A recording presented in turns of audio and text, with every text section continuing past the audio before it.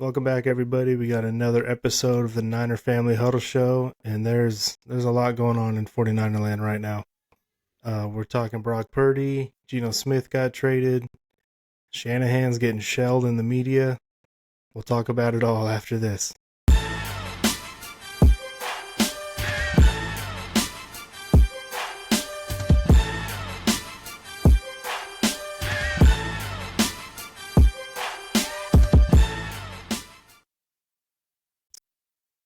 All right, let's start Brock Purdy. So Jason LaCanfora tweeted that the Niners' initial offer for Brock Purdy was some contract worth about $45 million per year. We've also heard earlier in the last couple of weeks that the Niners are leaning toward a shorter term deal, 3 or 4 years rather than the 5 or 6 year deal. That was, I think Tim Kawakami had reported that. So, question is, who do you think it benefits between Brock? Is it Brock, or is it his agent, or is it the 49ers leaking the $45 million per year to Jason LaCanfora? Assuming it's true. It may not be, but whose camp do you think that benefits? In my opinion, it benefits Brock because I think Brock's agent wants some fan and media pressure to be like, 45 million? That's it? Like, look at these other quarterbacks, yada, yada, yada. And kind of put some media pressure on that way. So I definitely think it benefits Brock's camp more than vice versa. So I actually go the other way because I feel like everything that has been leaked has been talked about with what the franchise tag would be. So it's like, yeah, they offered him 45 million, but his base salary is 5 million this year, and then they can franchise him next year for, I think it's like 41. Yep. And then they can franchise him again the next year for like what, high 40s? Or maybe high 40s, low 50s, something like that. So it's like if you look at that 3-year average, it's way less than 45 million a year. So I feel like it's kind of like getting a narrative out there from the team of like, look, we want you and we want to pay you a lot of money. We're just not going to pay you stupid money yet. And this is in your interest because we can keep you for 2 more years, which is true. They can. Now I don't know if you want to have an unhappy quarterback, if like, you know, some guys really don't want to play, well, most guys don't want to play on the tag, right? Could be our the new Kirk Cousins, you know, where he's asked to go out and prove it. I feel like it's the team that wants that number to get out there, because you have also heard throughout the offseason, shoot, even last season when they're talking about, oh, they're going to have to take care of Brock soon enough, there's going to have to be an extension. There's a bunch of people that are like, he's amazing. Look at what he's done in a short time. You need to make him, you know, a higher paid quarterback than Dak because he's, you know, had more success than Dak. Then there's also a big group of people that are like, there's no way I would pay Brock Purdy that kind of money. He still needs to prove himself more. So I feel like 45 is kind of like trying to walk that line of like, oh yeah, that's a smart number. You are taking care of your guy because you're giving him a chance to make more money than he would if you franchise tag him, and then you're not franchise tagging him, but you're still being smart, like not just, hey, here's a blank check, Brock, fill in the numbers that you want, you know? So I think it's coming from the team. I'm not sure. Yeah, I'm not sure if it's team or player. A quick math, if the second franchise tag is roughly 50 million and the first franchise tag is 45 and his contract next year is 41. Okay. So that's just under $100 million, then divided by 3 is roughly $30 to $33 million if it was $100 million. So they do have team control over him for 3 more years, 4 more years technically. They could franchise tag him a third time, but no team has ever franchise tagged a player a third time because the number is astronomical. So, the 45 per year could be the team saying, that's a big pay raise for you, Brock. And for a guy who was drafted 262nd, last pick in the draft, who probably would have been thrilled to play in the league for 12 years and make 45 million over the course of his entire career, now has an opportunity to make that each year. I could certainly see why the team would leak that. The way it's worded, though, I wish I had the tweet ready. The way Jason LaCanfora tweeted it, it was like, wow, you're only going to offer 45 per year. I guess that's a strategy. It was something like that. That makes me think it's Brock's side. Because it sounded like he was kind of wording it like it was a disrespectful offer. So I can't figure out who leaked it. All I know is the negotiating through the media has officially started. One of the things that bugged me at the combine interview for Lynch is when he said they're in the infancy stages of the Brock deal, like negotiations, and that drove me crazy because the season ended in December and we're in March. If we're going to use the infancy analogy, like these negotiations should at least be graduating high school or in college by now. Why are we just now starting? And at this point, anytime I hear John or anybody say, we want to get these contracts done early, earmuffs, but like bullshit. No, you don't. Yeah. And I'm seeing the Eagles. They just signed Zach Bond. They just extended Saquon Barkley. They got A.J. Brown and Devontae Smith's contracts done early. They got Jalen Hurts contracts done before the quarterback contracts went over $50 million. They are smart. They know how to get their contracts and their superstar players done and signed early before the contracts blow up. The Niners, for whatever reason, have still not figured that out. And the Cowboys, too, for that reason, but we're not a Cowboy podcast. They drag their feet, and it costs them money. And player after player after player, from Ayuk to Debo to Bosa to George, even Fred Warner, he never admitted it, but he had a down year in 2021 after his contract. It affects these guys' contracts. It affects their performance. Why can't the 49ers get these contracts done? Now, I get that the quarterback is the biggest and probably the most difficult. And if Brock wants 55 or 60 and the Niners are coming in at 45, there's a lot of middle ground to hammer out there. But why can't the 49ers get these done early, or at least started earlier? Does that drive you guys like as crazy as it does me? I feel like they get started early. They're just not able to close it, whether it's like their negotiation style, being ruthless, like, no, we're not willing to meet that price. Incompetence. I mean, I can't think it's incompetence with the professionals that we have in place. So I don't know. It's a reoccurring trend. It's a frustrating trend. And I really can't put my finger on it, but I definitely don't buy it's in its infancy. We just started our conversations. It's like, no. They've been ballparking this and having the preliminary talks, I think, for a long time now. You would think so. Exactly. And now it's just like neither side wants to budge kind of thing. But it happens with every player. Neither side wants to budge. And so I don't know. What do you think, Steven? I agree with you that it's not in the infancy. I mean, I'm sure they've been talking about it. That's just his talking point to get out, to the public. Like, everybody needs to have patience and whatever. And then, hey, surprise, we have a contract. Is probably what they're thinking. Best case scenario. I really don't know, Ryan. I mean, you bring up a good point. It does seem like it's been a trend. I don't know if they're just falling victim to, the tactics that players use, and the Eagles, because you use them as like the opposite example. The Eagles are not. Maybe the Eagles are a little bit more ruthless because it seems like they do just kind of move on from guys, or like have certain guys like, hey, we're not going to be able to keep you, and they just kind of make those hard decisions. I don't know. It doesn't seem like it would be that difficult. The only thing I can think of is that they're trying to have their cake and eat it too. So it's like, well, let's just see if this works out. Maybe we can actually get Brock to sign for 45. Maybe they're drinking their own Kool-Aid and they're like, but we've got to take this stance. We've got to, put news out that we're going to change the way that we are doing business, and we're going to sell a portion of the team, and we're going to get Chasen worried that we don't have any money.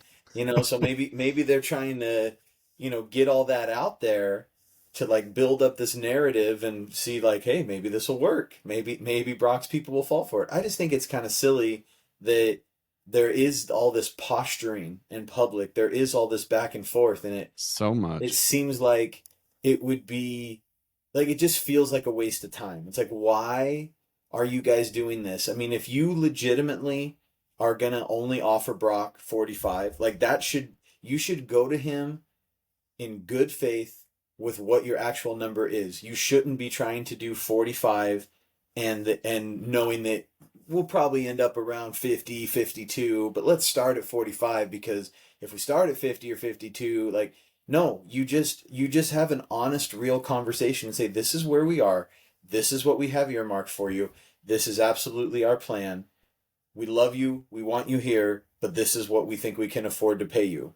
And just do it, get it done. Like, it seems so simple, but I don't know if this is a sign of, like, I know you guys were kind of talking before we got on here about, maybe some difficulties in the front office and different voices and whatever, and maybe that's leading to this whole be more ruthless thing. So maybe that's a product of that. I don't know. It's just ridiculous that we do see year after year this kind of stuff happen, and they're not sitting around. They're not, like, just not having conversations. I think it's just them trying to play hardball, and then they end up caving and losing. So I don't think it's because they're, like, not thinking it's important or focused on other things or whatever. I think that they just get themselves convinced that this is what it is, and then they don't follow through.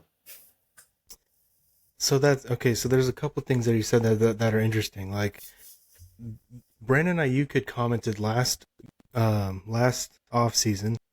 Someone had asked him, I don't remember if he was on social media or maybe it was on the podcast he did with Ryan Clark. I can't remember. But he had basically said, like, the Niners made their offer, we countered, and we haven't heard from them in, like, months. So when you say, like, I know they're not just, like, sitting around, like, it seems like one of their strategies is to just make the player kind of stew and, like, wonder if, are they going to come back to the table? Are we going to find the middle ground? Or are they just not going to make another offer and I just have to take their offer or play on whatever's left of my deal?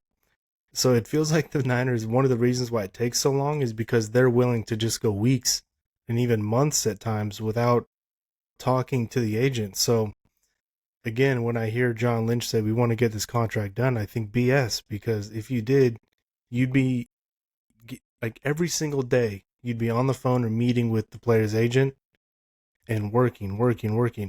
And what I'm thinking too is, like, if Jed York or Parag Marate were listening to this right now, they'd probably laugh at us because they'd say, these dumb fans, they have no idea what goes on behind closed doors, and there's a reason why we do it this way or that way. Well, explain it. Come out and tell us why it takes so long. Correct us dumb fans for thinking that you guys are just twiddling your thumbs, like letting players stew on these contract offers and not getting it done immediately. Explain to us why it benefits the team to wait to get to the player signed the day before training camp starts or midway through training camp. How does that benefit the team or the player? Explain it. Like, why are the Eagles getting their contracts done early and you're not? How does it benefit them? They won't ever explain it, because then that's like their secret sauce, or they're like. So what I guess I'm saying is, I do think it's intentional. Like you're saying too, the Brandon Ayuk example. I think that they believe that they've got this strategy that works. That, like you said, whether it's letting the players stew or whatever, they think that the players are going to cave. I mean, it's kind of the same idea when there's lockouts, right? Or when there's disagreement, like a strike or whatever. It's like, well, the players need the money more than us owners, so let's just wait them out. Mm-hmm. So I have a feeling that it's kind of that mentality. They would not explain it. There isn't a good reason. It just comes down to very basic, what you believe for a philosophy is for negotiations, for strategy, whatever. And they clearly believe that what they're doing is the right way to go. The results don't really prove it out.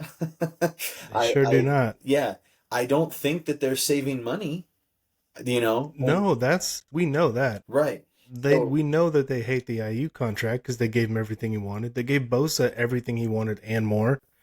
George Kittle reset the tight end market by like $4 million. Fred Warner was the highest paid linebacker. Like, they're not winning any of these negotiations. Right.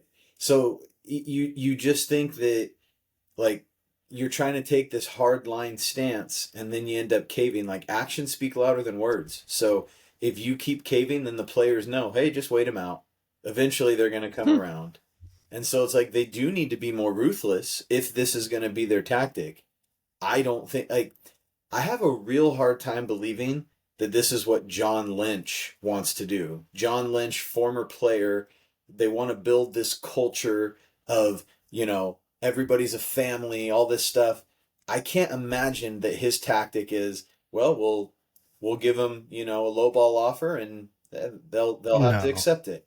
I can't. it's not John or Kyle. Yeah, I can't imagine that's what it is. So what's funny is, um, it doesn't Jed doesn't strike me as that type. Like, it seems like he's willing to spend money. He's shown that, right? And he talks about winning and all that. But I wonder if that's just, lip service, like how much he actually means it. I think he's willing to shell out the cash when the Niners are winning playoff games. And the second they have a 6-11 season, he's like, all right, well, that's not what I'm paying for. From that perspective, I get it. short-sighted. Pretty short-sighted if that's the way Yes. yeah. I hope he's I not just like hate I just hate seeing this like little bit of friction and a little bit of drama and dysfunction, if you want to use the D word, because it's like, gosh, I still feel like we have a talented roster. We just hit on a lot of players in the last draft. We have a lot of picks. I feel like there's still reason. We have a really young, talented quarterback. There's still reason to like be optimistic going forward, and all this drama is just gives you an uneasy feeling and makes my optimism kind of go away, because I've seen it before with the Niners when there is front office friction and you've seen it absolutely implode. And I don't want to put that energy out there, so I'll knock on wood, but it's just, it zaps some of the optimism I feel. And it's like I'm all in on the draft and like getting excited about the draft. It's like, oh, Parag and Jed versus Kyle and John going on right now, and it's like, what are we doing? And there's media stuff getting leaked that like Kyle meddles too much in like contract negotiations and wants to get his guys and his friends like the biggest contracts they can, and I'm about to read you that stuff. all this stuff. And it's just like, dude, like, come on, man. We're still a good team. It's the 49ers. Like, why are we acting like some high schoolers or something? Okay, so that's a good segue. I'm going to read you a little bit. There's a couple different things that Michael Silver wrote in his article, and we could talk about it. So, you guys heard the story about the Brandon Ayuk contract, how the Niners were on the Yes. verge of trading him to the Steelers, and Kyle ran up the stairs. And Steven, you heard that story? Yeah. Okay. A while ago, not recently. Yeah, that was last offseason. I'd love to see that. I would love to see it. Well, Michael Silver actually mentioned, he says that would have killed on Hard Knocks. Yeah, it would have. Yeah, he kind of like running up the stairs, burst in, "Don't do it!" And then he basically says that it did not age well.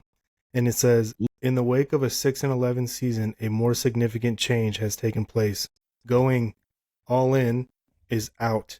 Coach-driven emotion is no longer a guiding principle. The 49ers are attempting to be cold, calculated, and analytical when it comes to roster decisions and organizational reset that coincides with the negotiation of a massive contract extension for quarterback Brock Purdy. Coach-driven emotion is no longer a guiding principle.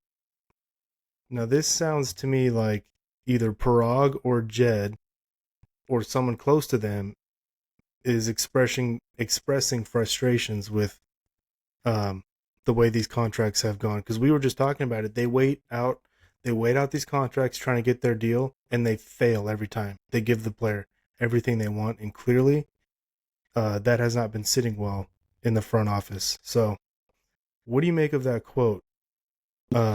Coach-driven emotion is no longer a guiding principle.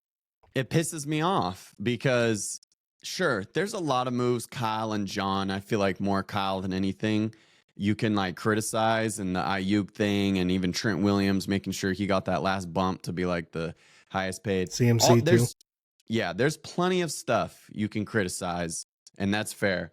But like when there's like stuff getting leaked to the media it's like when Kyle and John are running the ship, criticize the moves they've made, but they run a tight ship.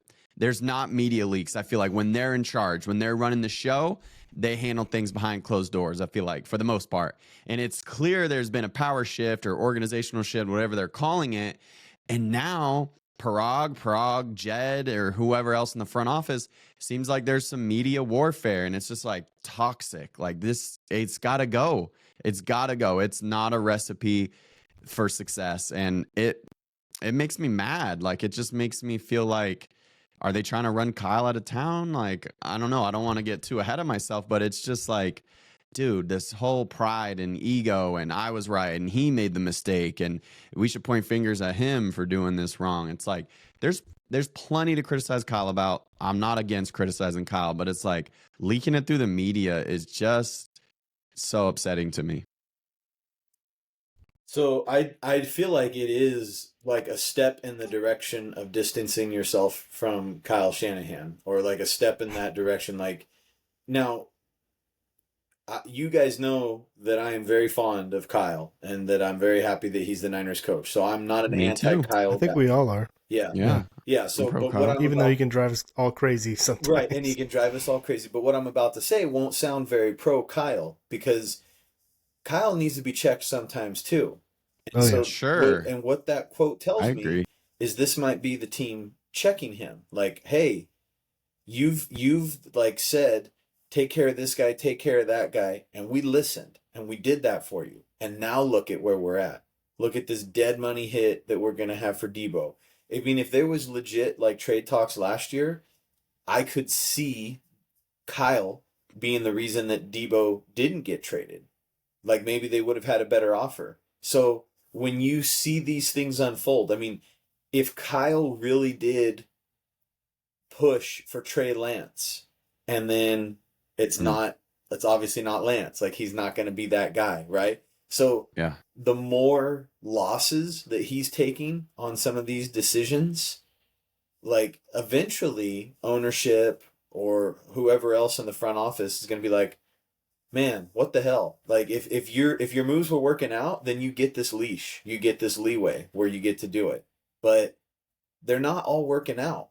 And I mean, I don't really have a problem with the idea of coach driven emotion not being the guiding light.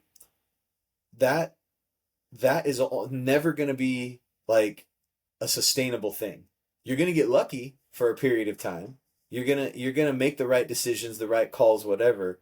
But if it's always based on that and you are getting as close to certain players as you are, it's going to affect your judgment. It just is. Mm-hmm. And so I don't really have a problem with that statement as much as I appreciate Kyle. I don't really have a problem with them saying that. And I kind of think maybe the correction was needed sooner, but now it's going to feel like an overcorrection because of the timing. Right. And it's like, man, you guys just continue to get it wrong. Like you should have put your foot down last year or the year before, but you didn't. And now you're too late. And now you're going to let it affect somebody that you shouldn't. Like, you should make an exception here for Brock Purdy with your ruthless, cold, whatever. Like, Brock Purdy has come in and done everything right for you. Like, he has far exceeded any expectations you could have ever had for him. And he's been a good guy, a good spokesman, mature beyond his years, all the stuff, right? Like, what is it about Brock Purdy that you don't like? It's hard to find stuff other than, his fourth quarter performance. Yeah. But you know what I mean? Like as a person, as a role model, as a like face of your franchise, the face type of your guy, team, yeah. Like he's a great option and he's got a great story. Like there's so much that you can put together that it's like this really benefits your organization. So lean into that and embrace it, and maybe have to pay a little bit more than you want to get it done and keep those good vibes going. Because you keep Brock around, he's probably going to help that culture and everything that you want. And I'm not even the biggest Brock guy. I want him. Don't get me wrong. I want the Niners to keep him, and I want him to be the Niners quarterback. I think he has earned the right for at least a couple more seasons to really show what he's got with what he's done already. But I also am not convinced that he's going to be, like a top 5 quarterback or anything like that ever. But he doesn't have to be. If you do it right, he doesn't have to be. So, point is, I think that quote is telling from the article. Like you're saying, Ryan, I think it's telling. I think it's probably a little bit necessary, as much as I agree. As much as I hate to say that, because it makes it sound like I'm, going against Kyle. And I hope that he can be, in a position to accept it for what it is, and maybe let go of that a little bit, and focus more on scheme and building the team culture and all that stuff, because I love Kyle the coach. It's hard for me to defend Kyle the GM,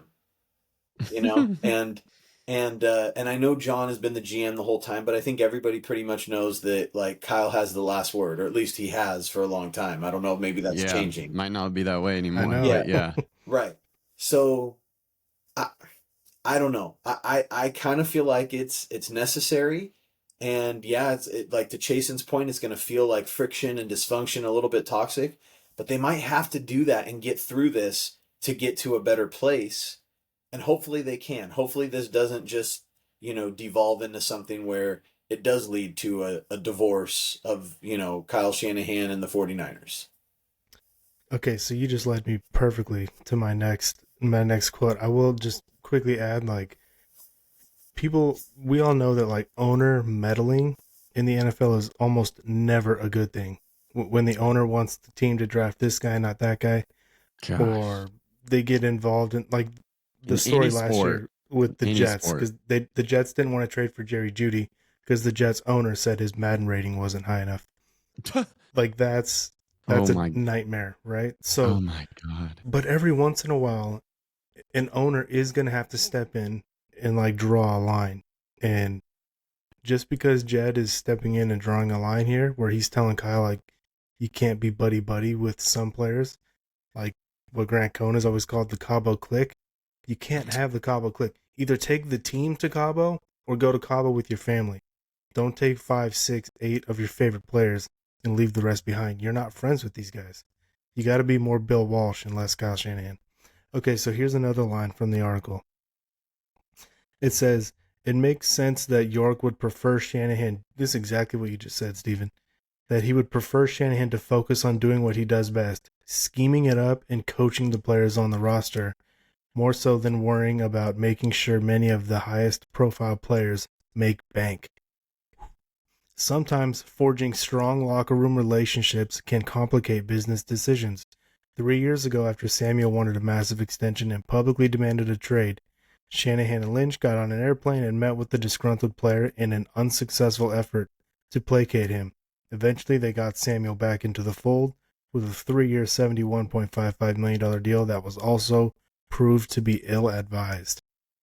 So there it is right there. They're basically saying, like, Kyle, you just coach the guys, and that's it. These aren't your friends. These are players and your coach. Maintain that coach-player relationship and stop being friends with these guys. And also, we're going to build the team. We're going to decide who gets paid, not you. What do you guys make of that? The ruthless 49ers. I don't know what I make of it, because Kyle has made a lot of moves that can be criticized, but I still, like, trust him a lot more than anyone else. I mean, I trust John a lot too, but, like, if there's one person that I want to continue on with the Niners for X amount of years, it's Kyle Shanahan, because I think he's that good of a coach, in my opinion. So I'm like, I want him to have the power, because I want him to be, I don't know if happy is the right word. I want him to stick around and be on the Niners. And we've seen other head coaches, like, have success with having, like, the final roster call. And I know it's not their job. And I am fine with them checking Kyle. It's like, I just don't want it through the media, and it just creates such a weird stew that I don't want to be in. And that is a good question. Why is this stuff public? It's not Kyle and John. It's got to be Parag and Jed. I don't know. I don't know Like, why it's public. I who don't does want it it to serve be. to make any of this public? You could do all this behind closed doors. You could tell Kyle, you're just going to scheme and coach. Yeah. Why is this? Why is Mike Silver writing about this? This It's a doesn't bad serve the team omen. at all. In my opinion, it's a bad sign. Yeah, because we know Kyle's got a massive ego, and he's not going to read this and be like, you know what? Oh You're my right. goodness. I need to humble myself, and like he's going to be like, what is this? It's some This can't make him happy. Seems like a little warfare going on. I agree. What do you think, Steven? No, I agree. I mean, it doesn't benefit anybody if you're trying to have a productive relationship. That's why I say it feels like the first step of distancing yourself from him, which I don't like, but that's just, what it is. Now, maybe whoever, I mean, it truly could be just somebody made a bad decision, right? And unauthorized leaked this to Silver, right? So maybe it's not even like Chasen keeps blaming Parag, and it could be him. But who else? Give me another name. I'm ready to pile on anyone. It's probably a name we never heard of. That's what I'm saying. Like if the scenario that I'm about to say is true, where it's like a guy that's 2 layers below Parag or whatever, but he's on the business side and he hears stuff and he's frustrated, and reporters know who good sources are of information, and he has a rough day or whatever, and now, like, if they ever found out that it was him, maybe he would be in hot water. Maybe Parag would be furious. Why is this out there? I don't know. And I'm just saying Parag because that's who you were setting up. I don't even know. For all we know, him and Kyle Shanahan, I don't think this is true, but him and Kyle Shanahan could be best buddies and share the same mind. But anyways, my point is, we don't know that this was an intentional thing, but it feels intentional. So that's I guess what I would say about that. And if it is in fact intentional, then someone made a decision that this was the next step that they needed to take. I don't know if they're trying to turn public opinion. I don't know if this is a way to check him. Like, hey, look, just know you can't have like full immunity out there. Like we're gonna put some stuff out there where people are gonna question you if you're not making. I don't know. I'm. It's all speculation on my part. I wish I had inside information. Obviously, don't. I just think that what's really gonna matter is how he responds to it. And I agree with you, Ryan. He's not gonna like it, but is he not gonna like it and then swallow hard and get back to work? Or is he not going to like it and now let this affect what he does? And we criticize him. Like I said it myself, a couple minutes ago, not the biggest fan of Kyle, the GM. He's obviously made some really good moves too. Like if you want to blame him for the bad and you want to have the assumption that he's got the ultimate say, then you got to give him credit for the good as well, for recognizing the gems and developing the guys. But that's part of it's like the great irony, like we always talk about with the running backs. Why the hell are you drafting running backs? You have proven more than anybody that you can make undrafted guys productive with your scheme and with your coaching. So it is a big waste for you to ever draft a running back. And yet, what do you do every single year? Fall in love with the running back that you think has some elite trait or whatever, and you draft him. And it's like, I think that's just what you got to deal with. Now, he probably could tell me how stupid I am for saying that, and he's probably right. Like, if he had a chance to push back, this is why we did, and I can explain in every detailed step as to why this was, I thought, the guy. But it's the same sort of thing. Like, I have every faith that he and his staff are going to be able to get the most out of guys. And so it's like, you shouldn't be so worried about who you're getting because you're going to find a way to maximize them. But like I said, if we want to take shots at him for the ones that haven't worked out, we know there's been a lot of late round guys that have become contributors and done really well. I mean, I remember at the time I was unhappy when they drafted Debo. It's like, what? We don't need this guy. Why are they drafting a receiver? They have bigger needs. And look at how great that turned out. And I'm sure it's because Kyle, and not just Kyle, I know they have a whole scouting department and other guys who are probably advocating for him. But if the buck stops with him, if that's what we're saying, it was because he thought this guy's got real potential in my offense. And there's a win, right? But we don't really talk about the wins because it's almost like we just expect wins, right? We expect them to be right. Yeah, just here's what I think Kyle would say to your running back thing. It's like, yeah, Kyle and his dad have proven they can get quality production out of undrafted backs. But look what happens when you give him a premier back like McCaffrey. He's dominant. So I get why, and Kyle, the Shanahans have a relationship with the McCaffreys. That could be part of the reason why they pursued him, and they gave up a lot of draft capital to get him. But Christian's been great since he got here, until last season, unfortunately. And are the Niners getting Trent Williams for a third and a fifth if Kyle Shanahan's not here? Hell no. I was thinking about that too. So there's certainly benefits Alex to Kyle. Mack. Yeah, Alec. Yeah, that's probably another good one too. There are certainly benefits to having Kyle and Kyle having his guys, but there needs to be some a little bit more of a line between management and employees. You can't take your employees out for beers every weekend. How do you think this impacts, if it does at all, Joey Bosa? Well, because I feel like Nick could go to Kyle and be like, "That's my brother, man. Like, come on, he's a stud. You've seen him. He's healthy. I've seen him working out." Article. I'm not in charge anymore, buddy. Yeah, I know. That's what I'm wondering. Is like, I wonder if Kyle was running the show and his favorite, highest paid defensive end. Well, not anymore. Max Crosby is now, but this boy Nick came up and said, "Man, my brother's in great shape. I've been seeing him work out. Like, he's a stud. Like, come on, man, bring him to San Francisco." If Kyle would call up whoever he needs to call up in the Niners front office and go, "You better make this happen." I don't think of Nick as a Kyle guy. I think. Yeah, I know. I agree. I think Nick transcends that. Solid guy. I think Nick being. Nick is a Bosa guy. Yeah, exactly. As good as he was, where he was drafted, like everybody knew he's a can't miss prospect, right? Like he's fine. He doesn't need Kyle, right? Like it's not like Kyle is elevating him.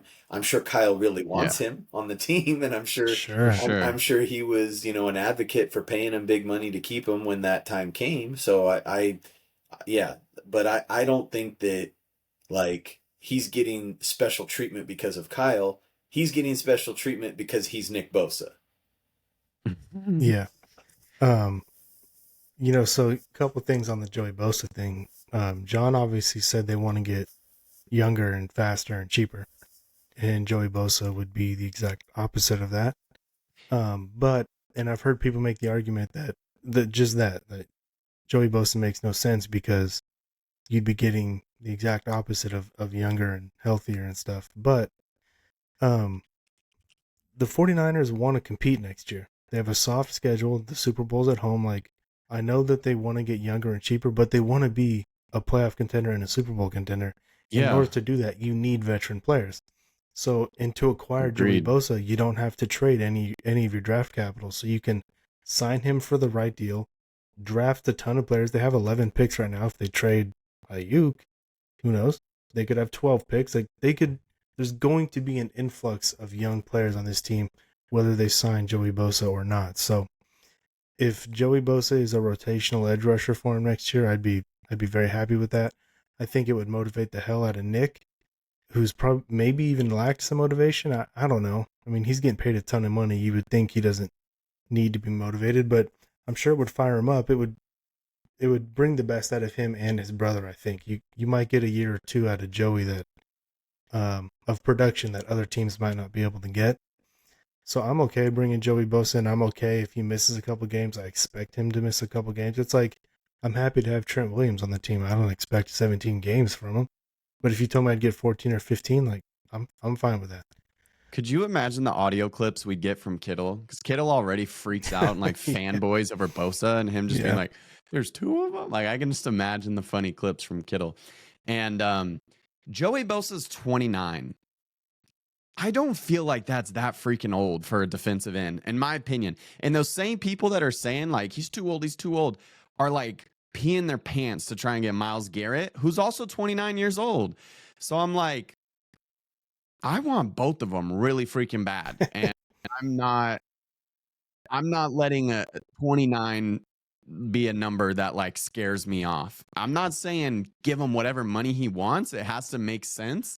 But like, I would be really freaking happy to bring Joey Bosa on board. The biggest thing with him is the injuries. But by the way, just a quick aside, Ryan, I've never got the sense that Nick lacks for motivation. And honestly, I feel like the end of last season proved more to me about like just his desire, like the fact that he was so dinged up playing for a team that was Yeah. clearly not going to the playoffs and he's still trying to get out there as much as he can. Like I feel like I earned respect for Nick last year. I agree. I shouldn't question his motivation. Yeah. I was just saying I think they would bring the best out of each other. I agree with that. And I also think it's another good story. And what do you want? You want good stories because that's going to lead to more coverage and more, publicity and more money. And so it's a good thing. Like you get the Bosa brothers together. I mean, you probably worth an extra primetime game just right there, Oh yeah. But I think the good and the bad with Joey is the fact that he's missed so much time the last couple seasons. And the reason that that's good is because it's less tread on the tires, right? Like he's had a couple years of not getting a full season of being beat up.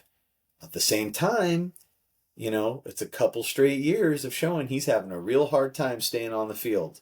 For sure. I think that, making him a rotational piece, like do not get rid of Leonard Floyd if you bring in Joey Bosa, in my opinion. Like then you get those guys rotating, on the opposite side of Nick. That looks pretty nice to me. And I agree with Chasen. I do not think he's too old. I think that what would end up happening if the Niners were to get him, it would be like a 1-year prove it deal or maybe a 2-year, like decent deal where you're still setting him up to be able to do another contract. And if he comes in and really kicks butt and be able to say, hey, I got to play with my brother and we got to chase a ring together and now I can go get one more payday. I think that they have a legitimate chance to get Joey. But I don't know how much other teams are going to be willing to spend big money on him. I mean, that it's tough to find established, proven pass rushers. And Joey is that. I mean, I know that he might not be at the top of anybody's list. I think Myles Garrett's up there. I know that there's a lot of talk about Trey Hendrickson being, available in trades. I think Khalil Mack's a free agent too, although I think he's more over the hill than the other guys. He's 34.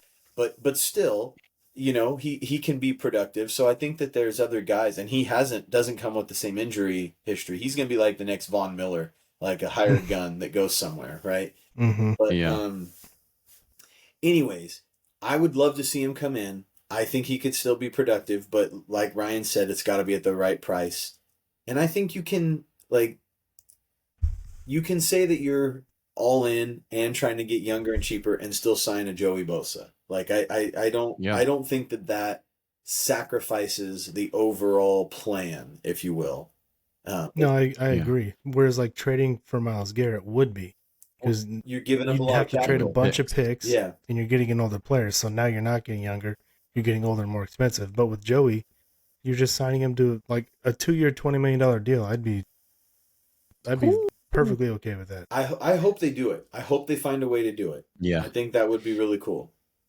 I was looking up some stats from Joey Bosa. I guess I got to specify now. I can't just say Bosa anymore. I was looking up some stats from Joey Bosa, just recent, and he stacks as a pretty good run defender too. Last year, he was like one of the top run 18th. defending edges in the league. Yeah. Mhm. Or he was like top 20. I don't know. I'm looking at PFF right now, but apparently he's a pretty good run defender too. So sounds great. Yeah, PFF had him ranked 18th in run defense, and if you have 2 edge rushers on 32 teams, that's 18th out of 64. So, and assuming I'm sure they graded other edge rushers too, so that number's probably higher. So he's 18th out of 70, 80, 90, whatever. He's still a good player. Yeah. The only question with Joey is like, is he going to be healthy and how much money does he want? And I was listening to Larry Krueger, one of his streams, and he had another radio guy on, Damon Bruce, and he was basically saying it's not up to the 49ers to go get Joey Bosa. It's up to Joey Bosa to like approach them and say, I'm willing to play for this much and make it kind of a no-brainer for the 49ers. And he even joked, he was like, Nick Bosa should go into Jed York's office with his contract and say, go ahead and restructure this and find the money here. I want my brother. That would be awesome. I don't think I would he's. love I don't, that. I don't Yeah. think he's gonna do it, but unless No. Mama Bosa can like really bend his son's Cheryl. ear, but she's not gonna. No one wants this to happen more than Mama Bosa. For sure. Yeah, she's For posted sure. multiple times now. But Yeah. But I mean, she's also not going to want to take any money out of her son's pockets, as much as she wants it to happen. Well, no, Nick wouldn't have to give up money. Just restructure his contract to lower his cap in. Sure. He wouldn't say like, "Hey, I'll sacrifice my money." He'd be like, "Hell no." Joey's made plenty of money. He's fine. But if you need extra cap space, you can restructure this contract right here. And I'm expecting a Fred Warner restructure, and I'm expecting a George Kittle extension, which should also free up a bunch of cap space. And then, Nick has to be rotated too. Nick can't play 70, 75% of the snaps again. So I keep hearing that either Leonard Floyd or Gross Matos or both could be cap casualties.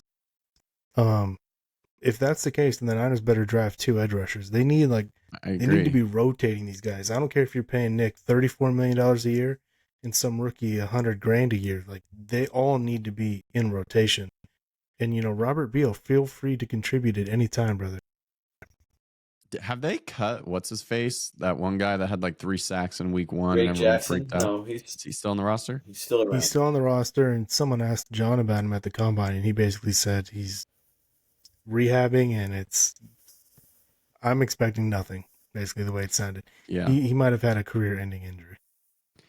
I agree that we need more depth at defensive end. Like, if we sign Joey Bosa, like, I very much want to keep Floyd around. Or Gross Matos, or both, if you can. Yeah.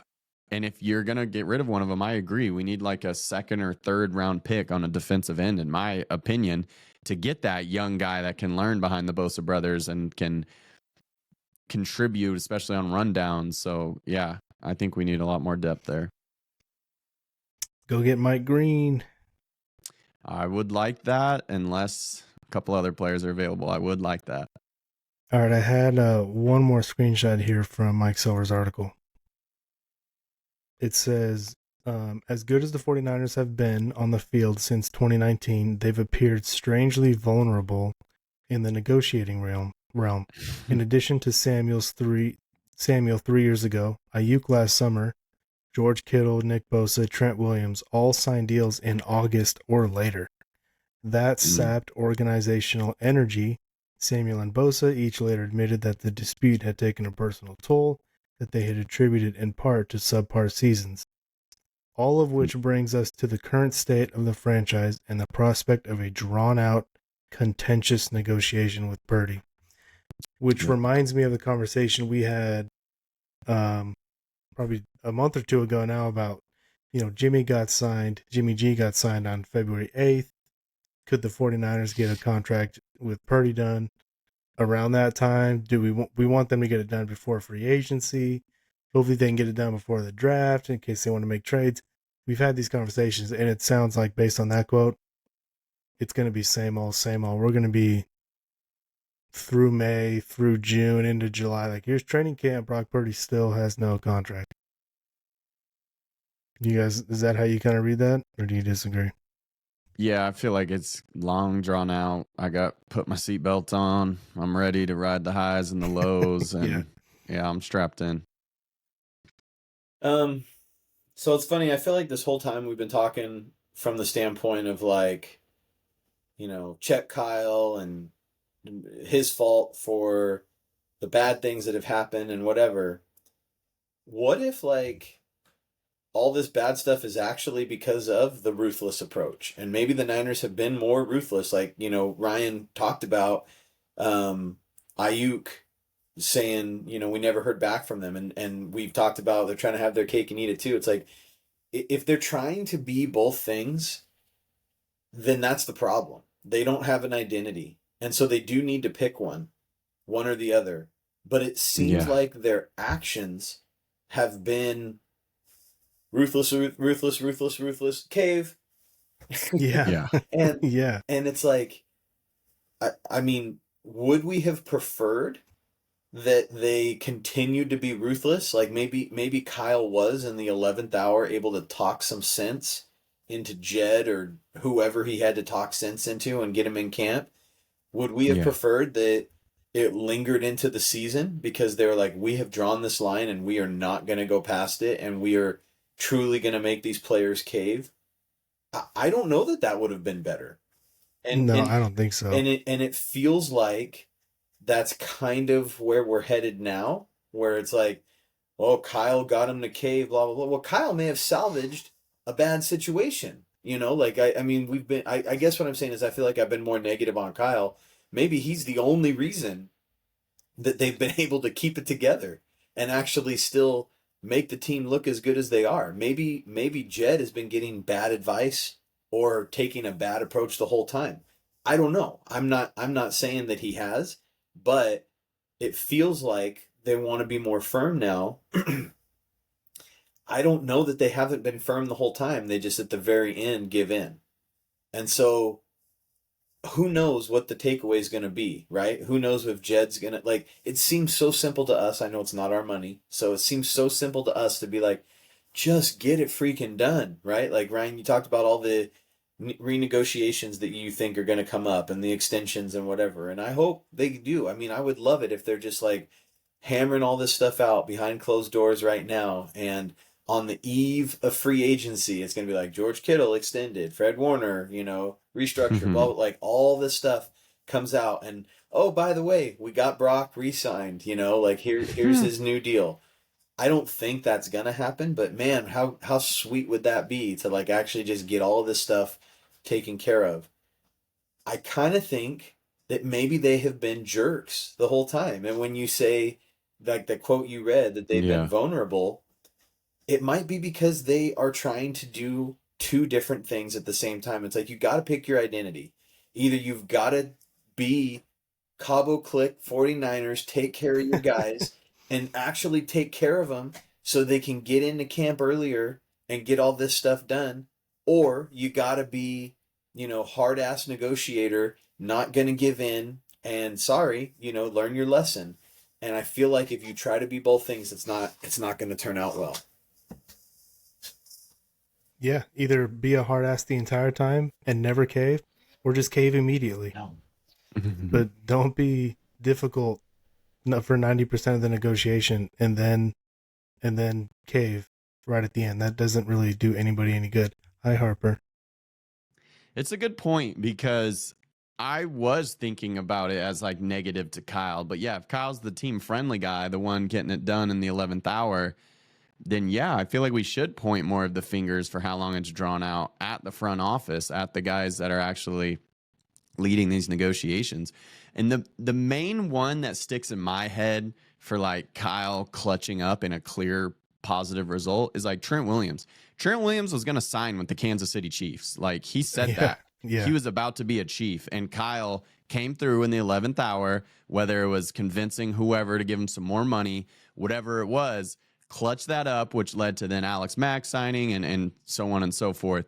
That is the one where I feel like if it wasn't for Kyle, Trent Williams would be a Kansas City Chief, and he'd have a ring on his finger. I know. Or two I wonder rings. how Trent was feels that? about that. Yeah. It was after the COVID 2020 season. Yeah. All right, so do you guys mind if we have a special guest appearance real quick? Of course not. Okay, come here, Yeah, Harper. bring her on. What does she think about all the drama? She just said Curious, she just wanted what's to her say, prediction on a Brock Purdy she contract? just wanted to say hi, she said to her uncles. So say hi. Hi, Harper. Harper, are you Team Kyle or Team Parag? I don't know. Come on, you got to pick one. I don't know. She's Team 49er win the Super Bowl. No, I'm not. Yeah, you What? are. Oh, What? Oh, wait. If I remember right, aren't you a Cowboy fan? Uh, Didn't she say that at Thanksgiving? Was it her or was it Emmy? Somebody told her to say that. Yeah. I think it was Emmy was the one spreading the poison. No, we like the Niners, huh? mm-hmm. Who's Okay. winning the Super Bowl next year? Is it the Niners? Yeah. Okay, good. You had me worried there for a second. Well, Uncle Ryan, you said, my mom said you were going to come at our house for me and Maddie's and my mom's birthday. Yes, I will be there tomorrow for all of your birthday. All right. We got a decorated cake that's so pretty. All right. Oh, I can't wait to see it. Do you want to eat it? Okay. Oh, I'll eat it for sure. It's chocolate. Oh, that's my favorite kind. I'll All right. close it for you. All right. Thank you. All right. Sorry for the interruption, but thank you for indulging us. She No wasn't even worries. wearing Niners gear. She Yeah. wasn't even wearing Niners She's gear. Wasn't wearing- it Thanksgiving? It was Emmy. She was walking around saying, I'm a Cowboys fan. Yeah. Yes, yeah. It wasn't. But I think somebody Gosh. planted that. Yeah, Brian and Gary need to rein in their kids. Come on. we're on a tighter ship. I actually had one more screenshot here. Okay. In past years, as he's decided whether they're talking about Jed York, whether he's decided to dole out a massive signing bonus to Purdy, York might have been swayed by his coach and GM's conviction. This time, I expect the owner and his chief negotiator, executive vice president of football operations, Parag Marathe, to be as ruthless as they deem appropriate. Sounds like no Joey Bosa to me. Or if they are, they're like, we're offering you a 1 year, $5 million deal. Take it or leave it. So, And he's going to sign with an NFC contender and Yeah, he's going to be a Absolutely. Ram. be a nightmare. what's funny about all this is Jed has kind of gotten to be like around for the good times, you know, the recent good times. I remember going to Niner games in between, you know, like the Steve Mariucci years and the Jim Harbaugh years, where John York was more the face, you know, and Denise DeBartolo York was more the face of the ownership because Jed was probably too young. And man, people hated them. And they were like calling for them to sell the team and just a lot of negative stuff about John York and all this. And then it was a great PR tactic to bring in the young, you know, son, let him be the face of the organization. And one of the big things that he did that fans loved was he would talk about Uncle Eddie and the good old days of, you know, of how Uncle Eddie did things, and we want to bring that back and whatever. And so it was a really smart move, whoever advised them to start doing this, I feel like. But I wonder if Jed, you know, now is kind of starting to turn a little bit, and it's like, you're not as bulletproof as you might think, buddy. Like you've got to watch yourself here, because the fan base can turn on you real quick too. And I think what's funny is, Ryan, you were talking about how you want Kyle to be a little bit more Bill Walsh. Well, back in the 80s, especially the early 80s, when the Niners were ascending, yeah, Bill Walsh, he was a little bit more of a hard ass and ran a tighter ship. He's the guy who was ready to replace Joe Montana in his prime, which... He was the year early better than a year too late guy. Which, you know, I don't necessarily think that was right either. You know who was Mr. Cabo Click at that time? It was the owner. He was the one Eddie. going out to dinner with Joe Montana and Dwight Clark and hanging out, going to bars and everything. Yeah. And it's like, you know, the reason that was okay, well, one, nobody's going to tell the owner you can't do it. But two, they were winning Super Bowls. So guess what? Everything was fine. If the Niners would have won even just one of the Super Bowls against the Chiefs, Jed probably doesn't change his way of thinking. But right now, oh my gosh, we've been shelling out all this money and we look like fools that we've been taken advantage of by these players, and we can't even get over the hump. And maybe he starts listening to all that stuff about fourth quarter Shanahan, can't get it done, can't close it out. And it's like, I hope that that's not the case. But like you said, there's examples of owners, like the Madden rating thing is just insane, idiotic. And how often do we see, you know, franchises make boneheaded decisions? Like, how could that possibly happen? Well, it could happen because all it takes is convincing an owner to make a bad decision, and then it happens. So I don't know, man. I hope that Jed can rein himself in too and not overcorrect or not go too far in the opposite direction, because you do have a great opportunity coming up on this season. You still have talent. You're going to have a rested roster finally, like your veteran guys, that have been making these deep playoff runs. They just got to have a long off season. They're still having it. That's going to benefit them, especially your vets. You got the cupcake schedule coming up. Like, you've got so many reasons So cupcake. to be thinking, hey, Robert Sala's back. yeah. Ooh, I mean, and look at how this offseason started with like all the coaching hires. Like, oh my gosh, look at what they're doing. So I hope this is just a little bump right now, that it's, Michael Silver took some sources, like I said, maybe it wasn't Parag, and he's putting this together and they're trying to spin this narrative, and then all of a sudden things are gonna, turn shortly after in free agency, and the Niners come out gangbusters and they make a couple big signings. It's like, oh, they're pretty all in. Like, they're, once again, actions speak louder than words. We'll see. We'll see next week, right? When things start getting leaked about who's agreeing to go where and what these numbers are gonna be. I don't know. I just feel like it's a lot of posturing. I'm not hitting the panic button or freaking out just yet, because we need to see what the proof will be, and we'll know soon. And if it does end up being a long drawn out negotiation, then that does worry me. That it's, if they're not going to just figure out a way to get Brock taken care of soon, or just put it out there, well, then we're cutting off negotiations. They have our number. They know where we stand. I guess they want to, play it out another year. Okay, I'm actually okay with that. I really am. As long as you say this is what it's going to be, and that puts the onus on Brock to then have to show up and do whatever, and Brock to make the decision with his team. Guys, you know what? Let's sign that shorter term deal. Let's just get this done. Let's get past the drama. Yeah, it sucks that I'm not getting as much as I can, but let me go out and work my ass off and win a couple Super Bowls, and then I'm going to get paid $80 million a season, or whatever it's going to be as the cap continues to rise. Yeah, if the Niners are going full cutthroat, hard ass mode, then you tell Brock, here's our contract, take it or leave it. We have you under contract. We've got the franchise tag, and if it upsets you, guess what? We don't care. Go out and play or retire. Your call. Yep. Like, we'll see how serious they are about it. Let's quickly end. Unless, Jason, you wanted to add something? I just wish we didn't have to talk about the drama, because it's the number one news story right now. But I want to freaking talk about Jonathan Allen and all these guys the Niners might sign. I want to talk about the draft. I want to like talk about building the roster and not drama. Sorry, you're a 49er fan. It's drama central. I know, and that's why I'm like extra annoyed, because I feel like there's so many reasons to be optimistic, in my opinion, and it's just like this extra stuff that it's BS. I feel like it's not needed, and it distracts from what's fun to me is to speculate.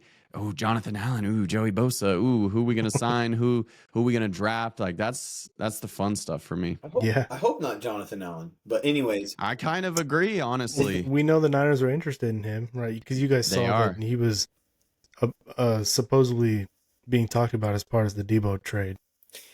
I thought the Niners were the reason that he's not part of it. I thought that the Commanders wanted him included, and the Niners are like, no, we're not. Like, on the whole younger, cheaper, whatever thing, is like, yeah, no, they would have rather had the draft pick. Right, we're not taking this guy. So I didn't think they were interested. But there's a report they are interested now that he's been cut. I think they are, just like they're still interested in Hargrave, even though they're about to cut him.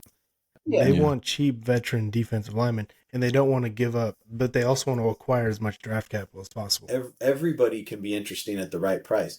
Exactly. What I was going to say real quick, though, to piggyback off of Chasen's comment, like we were talking earlier, I think Chasen was the one who made the point about run a tight ship and there's not a lot of leaks or whatever. But there is so much drama every offseason. So maybe they don't run a tight ship. They like to say it's a tight ship, but it's leaking. Yeah, and I feel like it has for a long time. I mean, Oh, really? Oh my gosh, yeah. Like, think about all the drama about what are they going to do now that they traded up to the third pick. Like, think about how crazy that offseason was. It predates Shanahan, too.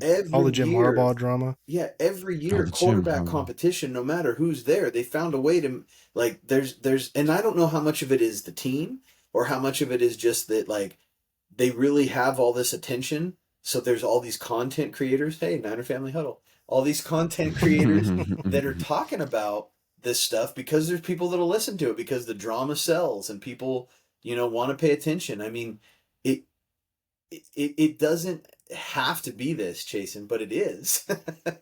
and we all buy it hook, line, and sinker because of how much we care about the team. And it's just kind of a sad commentary on us, that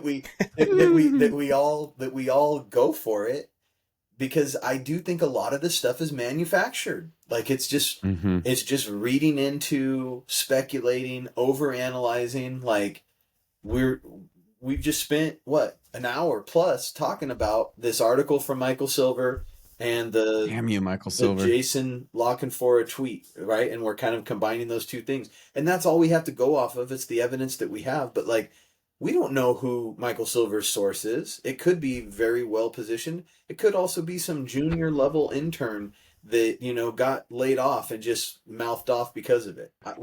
We have no idea. I don't think it's that, Ryan. I know you're shaking your head. I know he's pretty plugged in. My guess, the source is the owner. You think so?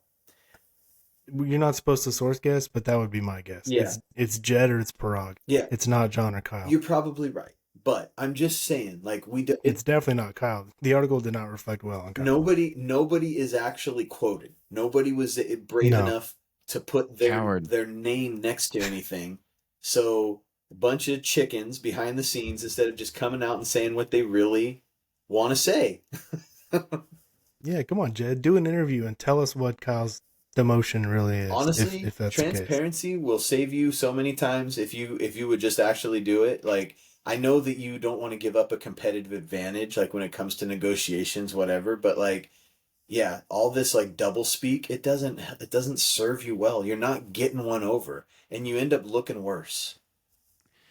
I have two things I want to add really quick. One, if we want to hear Kyle's mouthpiece, we should tune into Chris Sims again. I haven't listened to him in a little bit, but that's Kyle's boy. So if there's someone going to go on the air and defend him or get little tidbits and nuggets out there directly from Kyle, even though he'll say it's not from Kyle, I feel like that's the guy to listen to. So I might have to tap in there. Second, do you guys have any quick reactions to the Geno Smith trade? It's a division rival, lost their starting quarterback. Who knows what they do? There's rumors they're interested in Sam Darnold, heavily interested. Might draft a guy too. I'm happy and excited about it, even though I don't think Geno is that great. I think in the short term, it hurts their team. And so I'm kind of excited about it. I'd like to react to the Chris Sims thing first, and then Ryan can react to whichever part he wants. I don't think Chris Sims is Kyle's mouthpiece. I know that's his friend, and I think that Chris Sims is always going to say what he thinks is in Kyle's best interest without really talking to Kyle much about it. I mean, I know he's gone on the record a lot to say that I don't talk to him regularly. I believe that. I don't think that Kyle is behind the scenes feeding him a bunch of stuff. I disagree respectfully. And I also don't think that Sims is that plugged in with the Niners, because we've heard things when they do their analysis on players where it's like, did you even watch? Like, it doesn't seem like you have a real good read on what's going on. Like, how many times was he talking about, he couldn't even say Samson Ebukam's name correct for the longest time, and he would like talk about him like he was, some great player. And it's like, dude, are you watching? Are you sure? Like, he's got to cover the whole league. And I think he's way more plugged into stuff going on the East Coast than he is out here on the West Coast, in my opinion. And I remember last year, like last offseason, after they lost the Super Bowl, him and Florio talking about, oh, Kyle might need a change of scenery, and it's going to have to be somewhere. It's like, he doesn't know what's going on. Like, do you really think Kyle was saying that right after the Super Bowl to Chris Sims hey, start putting it out there that I might need a change of scenery? So that to me, that was like the key thing that told me he doesn't really know what's going on with Kyle. There's been times that I know he's been Kyle's mouthpiece, and he's literally said it. He said that specifically he didn't talk about Brandon Ayuk during that draft cycle because Kyle asked him not to. because they wanted Brandon Ayuk. Okay. And I think there was another instance in I a do remember draft that. where he like specifically talked up certain players to maybe see if he could generate some buzz so that a guy Kyle wanted would fly under the radar. But that was many, many years ago. Yeah. So maybe things I have was going to say, changed. do you think recently? I don't know. But I don't anyways, know go either. ahead, Yeah. Ryan. And I have thoughts on Gino, but I want to let Ryan talk before I say anything. No, I was just going to comment on Gino because I don't expect Chris Sims to come out and be like, that article from Mike Silver is BS. Yeah. Kyle's like, I don't expect that next week on PFT. The Geno Smith thing, it's like Sam Darnold is a little bit younger. That's it. And a little more expensive. So I don't know. Whatever. And to me, it's like if you're the Seahawks now and you trade Geno and it's public information that you want Darnold, well, if I'm Darnold's agent, I'm like, okay, well, yesterday's price is not today's price. Price is Like, going up. you're desperate now. And I do expect the Seahawks to draft a quarterback in a, maybe a second or third round guy to sit behind Darnold or whoever. But I don't know. I've heard that there's players on the Seahawks that are not happy. Because now there's kind of question about like, are we rebuilding? What are we doing? DK Metcalf might get traded.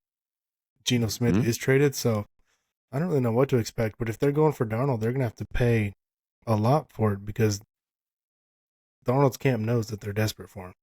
I feel like they kind of trapped themselves in quarterback purgatory with this move, at least for a while. Like, I mean, they might get lucky and hit on somebody unexpected or whatever, but it's now a question because unless you think that there's some big name star that you can put together some Godfather offer to trade for him, there's not going to be a stud quarterback that makes it to free agency.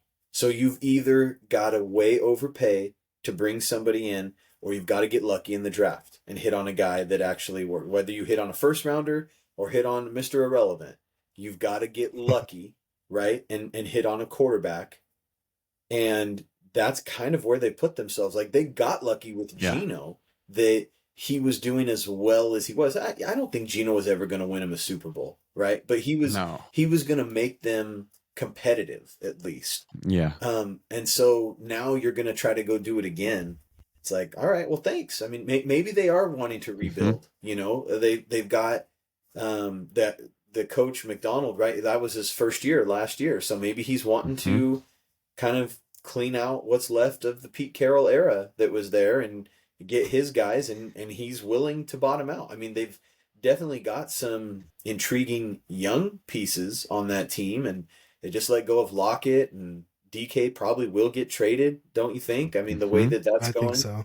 I think he will. Yeah, so I mean, I could see them kind of bottoming out, and I don't know what the quarterbacks look like for next year, or maybe it's the year after, but maybe they've got their eye on a short list of guys that they're hoping that they can get a hold of and retool, and away we go. Pete Carroll's going to get the band back together in Vegas and trade for DK. Probably going to bring Marshawn out of retirement too. Too bad Bobby Wagner just re-signed with Washington, or he'd be a Raider too. Yeah, he would. It was a big contract too. Was it? No. Well, I mean, it was 1 year, $9.5 million. Damn. Oh, that's Dre Greenlaw money. Yeah. I mean, if that's what Dre costs, then Niners better bring him back. I think Dre will probably cost more than that, honestly. But probably, and I do wonder if this new, like, we want to get younger, cheaper, like, maybe that's a sign that Dre is gone. Could be. Dre, gosh, I love Dre, but I've kind of made up my mind that he is gone. I think he is gone as well, unfortunately. Yeah. All right. Should we end it there? I think so. A lot of content we covered. Yeah, a lot of stuff. Steven, I'll see you tomorrow. Yep. And, sounds good. Chocolate cake. Jason, Don't forget, you got the mid-pod announcement that there's chocolate cake waiting for you. Can't wait. I'll be there tomorrow to eat it up. All right. See you guys. See ya.